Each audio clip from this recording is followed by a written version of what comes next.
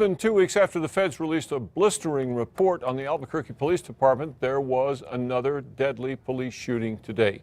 Chief Gordon Eden says the 19-year-old woman who died had pointed a gun at officers. Tonight we've learned more about her. Here's News 13's Lizzie Mitri. Dick, police say 19-year-old Mary Hawks was a suspected car thief. We've learned she also was a judge's daughter. Earlier this morning, officers were looking for a suspect in an auto theft that had occurred earlier. APD Chief Gordon Eden says police saw that suspect running east on Zuni from Wyoming around 6 this morning, and then the suspect stopped, turned, and pointed a handgun at close range. He says that's why an officer shot and killed the 19-year-old woman. News 13 has learned it was Mary Hawks, daughter of former Belen police officer and retired Valencia County Judge Danny Hawks. As a judge, he started a program to bring the magistrate courtroom to schools so kids can see the consequences of taking drugs and drinking and driving.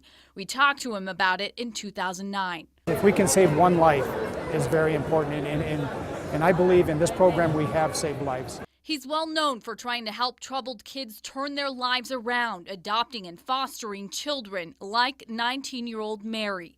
But she had been arrested at least 4 times in the last year on charges including shoplifting and drinking.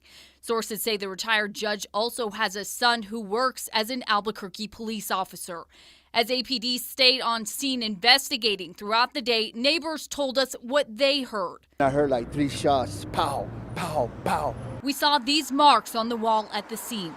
While APD chased the 19-year-old, a dispatcher warned officers she had been reaching in her right front pocket area.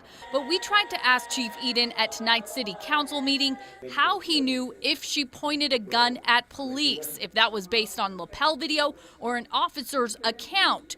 He left out the back door before we could ask him.